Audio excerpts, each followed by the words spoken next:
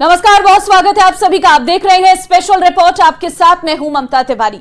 महादेव की नगरी काशी सियासत की दिशा तय करती है। 2014 का चुनाव देख लीजिए, 2019 का चुनाव देखिए और अब 2024 का। पीएम जब जब चुनावी सर्वे में काशी का कूच करते हैं, सियासत की हवाएं एकदम से बदल जाती है। क्या है वाराणसी का सियासी प्रभाव, आपको दिखाते हैं इस रिपोर्ट में।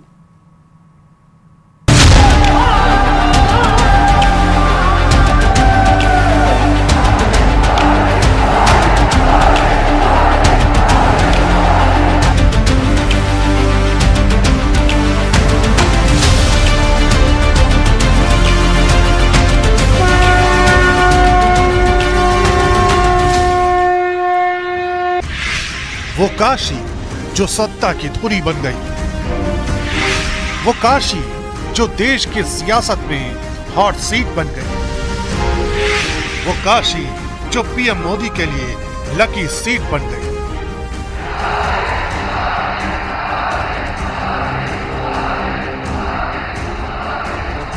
दिल्ली की सियासत का रास्ता यूपी से होकर गुजरता है और उसी यूपी के पूरब में है महादेव शिव की नगरी काशी।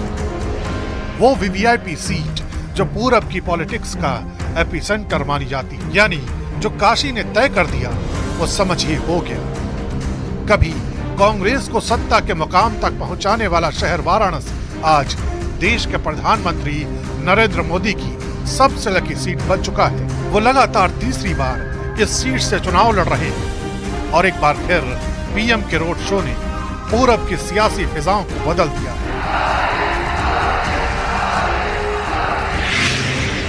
1991 से 2019 के चुनावों तक बीजेपी इस सीट पर 7 बार चुनाव जीत चुकी है। इस दौरान सिर्फ 2004 में कांग्रेस ने यहां से जीत दर्ज की थी। तब 15 साल बाद कांग्रेस ने वापसी की। साल 2009 के लोकसभा चुनावों में वाराणसी सीट देश की वीवीआईपी सीटों में शामिल हो गई, जब बीजेपी के पूर्व राष्ट्रीय अध्यक्ष और पूर्व केंद्रीय मंत्री डॉक्टर मुरली मनोहर जोशी ने बीएसपी के टिकट पर चुनाव लड़ रहे मुख्तार अंसारी को हरा दिया था। काशी का गणित बताता है कि यहाँ हिंदुओं की आबादी 75% है, 20% मुस्लिम, 5% सभी अन्य धर्म के मानने वाले। इस लोकसभा सीट की 65% आबादी शहरी है और 35% ग्रामीण, जिसमें अनुसूचित जाति के लोग 10% हैं। जनजातियों का प्रतिशत भी 0.7% है। यानी काशी हिंदुत्व का ऐसा गढ़ रही है जहां की धमक का असर पूर्वांचल की कई सीटों पर होता है। मिर्जापुर, चंदौली, जौनपुर, गाजीपुर जैसे सीटों पर वाराणसी का रिएक्शन साफ दिखता है। यानी काशी से दिया गया संदेश वोटर्स की एक मास ब्रिगेड तैयार करता है, जो ब्रिगेड लहर के साथ चलती है। आप लोगों के परिश्रम से आज काशी को नित्य नूतन बनाने का अभियान लगातार जारी है। साथियों, काशी और पूर्वांचल में कुछ भी अच्छा होता है तो मुझे आनंद होना बहुत स्वाभाविक है। बीते 10 साल में बनारस के विकास की स्पीड भी कई गुना बढ़ी है। 2014 के चुनावों से लेकर 2019 के आम चुनावों में काशी ने ही यह तस्वीर साफ की कि बीजेपी के लिए जीत का मार्जिन कितना बड़ा होने वाला है। लेकिन सवाल ये भी है, क्या कर तीसरी बार भी पीएम ने वाराणसी को ही क्यों चुना? इसे भी समझते हैं। बिहार, यूपी, मध्य प्रदेश जैसे हिंदी भाषी राज्यों के लिए काशी हिंदू हार्टलैंड से कम नहीं है। यहाँ के लोगों की काशी में अगाध आस्था है। सनातन धर्म के प्रवाह का त्रिकोण अयोध्या, प्रयाग और काशी को ही माना जाता है। यानी काशी से दिया गया संदेश पूरब का सबसे बड़ा जनादेश बनता है और बीजेपी इसे बहुत अच्छी तरह से समझती है। प्रधानमंत्री मोदी ने वाराणसी से तीसरी बार लोकसभा चुनाव लड़ने के लिए ऐलान किया और उसके बाद नामांकन करने के लिए भी आज वो पहुंचे। नामांकन के दौरान उनके साथ सीएम योगी आदित्यनाथ भी मौजूद रहे और इससे पहले पीएम ने काल भैरव मंदिर में पूजा अर्चना की, घाट पर पहुंचे और गंगा पूजन किया। प्रधानमंत्री जी के नामांकन में शामिल होने के लिए कई सीएम समेत केंद्रीय मंत्री, अलग अलग पार्टी के नेता मौजूद रहे। आपको हम तस्वीरें दिखा रहे हैं प्रधानमंत्री के नामांकन के दौरान की तस्वीर है, जहां पर सबसे पहले गंगा पूजन किया गया। घाट पर पहुंचे प्रधानमंत्री मोदी और उस दौरान गंगा पूजन किया। उसके बाद काल भैरव मंदिर में पूजा अर्चना करने के लिए प्रधानमंत्री नरेंद्र मोदी पहुंचे और उसके बाद कलेक्टेड ऑफिस में सीधे वो दाखिल हुए और प्रधानमंत्री ने अपना नॉमिनेशन फाइल किया। इस दौरान उनके साथ जो है यूपी के सीएम योगी आदित्यनाथ मौजूद रहे। राम मंदिर बनाने का जिन्होंने मुहूर्त दिया था वो भी प्रधानमंत्री के साथ मौजूद रहे आचार्य, और साथ ही साथ नामांकन में कई दिग्गज मौजूद रहे, जिसमें केंद्रीय मंत्रियों के साथ साथ कैबिनेट मंत्री और इसी के साथ ही कई प्रदेशों के मुख्यमंत्री भी मौजूद रहे।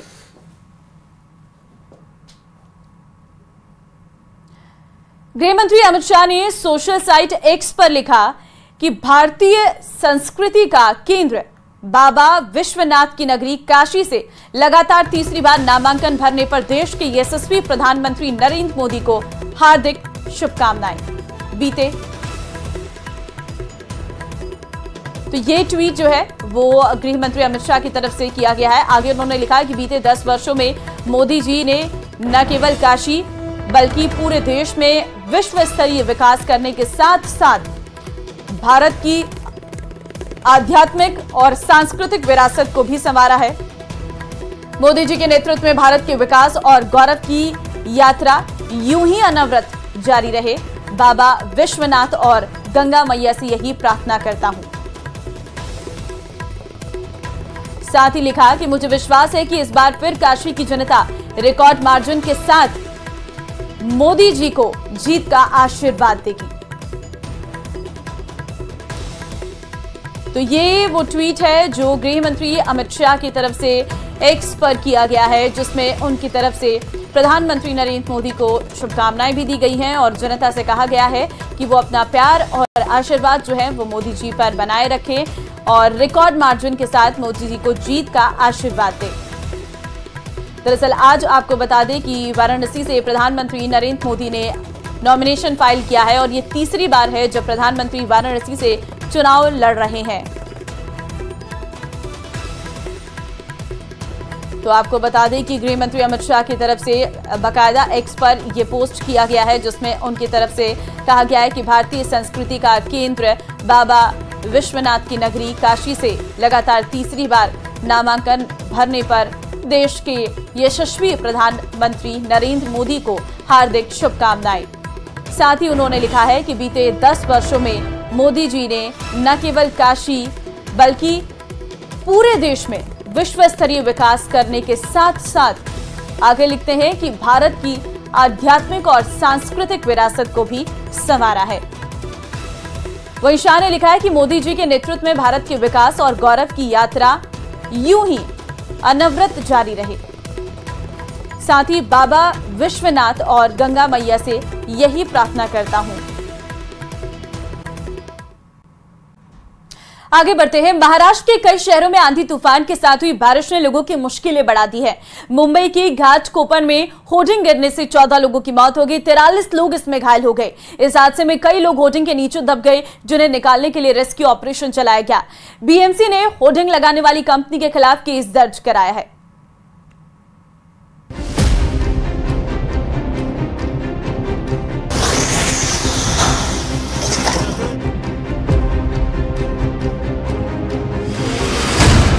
मुंबई में आंधी तूफान बनी आफत, घाटकोपर में होर्डिंग गिरने से हादसा।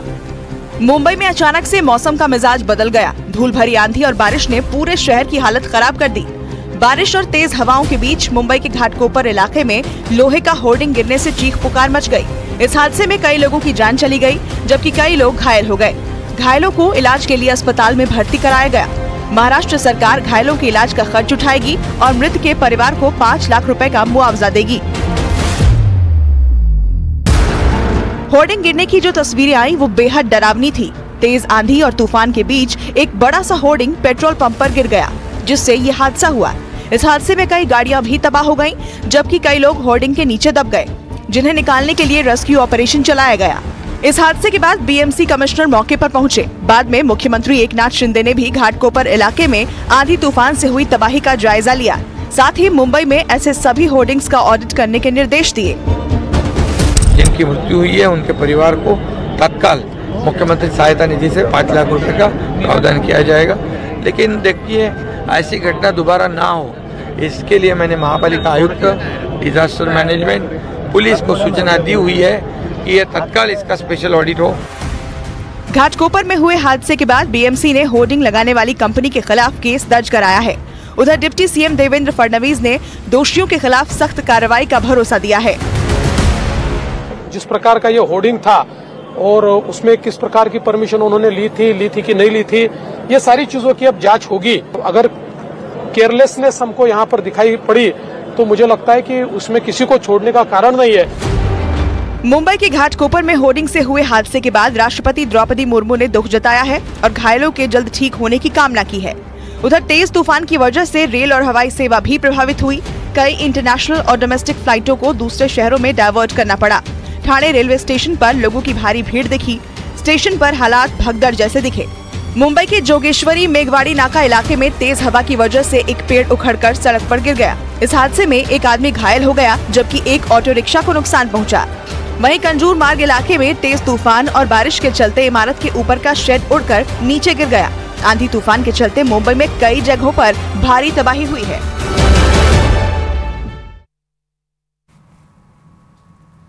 और अब जयपुर से बड़ी खबर आपको देंगे। सीएम भजनलाल का 2 दिवसीय कोलकाता दौरा।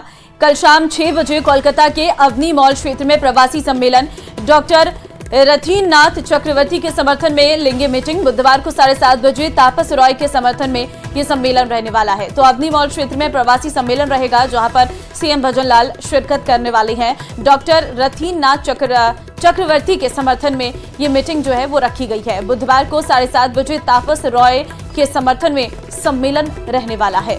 तो सीएम भजनलाल का 2 दिवसीय कोलकाता का ये दौरा रहेगा।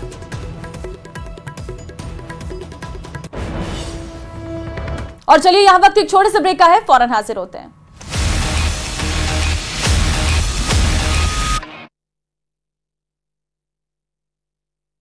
अरे भाई,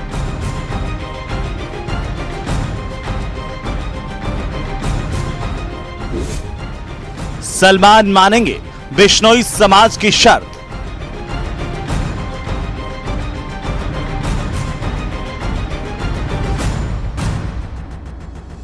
सत्ताईस साल पुराने मामले में बिश्नोई समाज बॉलीवुड सुपरस्टार सलमान खान को माफ कर सकता है, बशर्ते वो मंदिर आकर शपथ लेकर माफी मांगे, पर्यावरण और बेजुबानों की सुरक्षा का वचन दें। बिश्नोई महासभा के राष्ट्रीय अध्यक्ष देवेंद्र बूढ़िया ने कहा कि बिश्नोई समाज अपने 29 नियमों के तहत सलमान को माफी दे सकता है, क्योंकि गलती पर क्षमा का भी प्रावधान है। जो आरोपी है सलमान खान, वो खुद समाज को प्रस्ताव दे कि मैं माफी मांगना चाहता हूं, तो वो निज मंदिर के सामने आके माफी मांगे और समाज उसको माफ कर सकता है। उसका कारण हमारे 29 नियमों में एक नियम है क्षमादय है। और बुढ़िया ने कहा कि सोमी अली की मांगी गई माफी मायने नहीं रखती। सब मिलकर विचार करके उसको माफ किया जा सकता है, पर वो मंदिर के सामने आके शपथ ले कि ऐसा गलत काम मैं और कभी नहीं करूंगा और मैं हमेशा पर्यावरण और वन्य जीवों की रक्षा करूंगा। ऐसा होता है तो विचार किया जा सकता है। आपको बताते चलें कि सलमान खान पिछले कुछ समय से अपने घर के बाहर हुई फायरिंग की वजह से चर्चा में हैं। इस केस में आए दिन अब नए मोड़ आ रहे हैं। और ब्रेक के बाद एक बार फिर से आप सभी का स्वागत है। टोंक के नटवाड़ा में महंत नीलगिरी महाराज 41 दिन की कठोर तपस्या कर रहे। अगले 41 दिन महंत पंच धूणा तपस्या करेंगे। भीषण गर्मी में शुरू की गई इस तपस्या को देखने के लिए दूर दूर से भक्त आ रहे हैं। देखिए रिपोर्ट।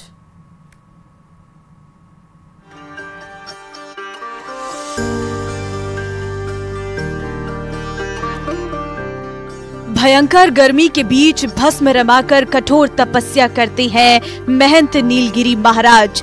जो सनातन संस्कृति को सहेजने और बढ़ते तापमान को कम करने के लिए ये तप कर रहे हैं।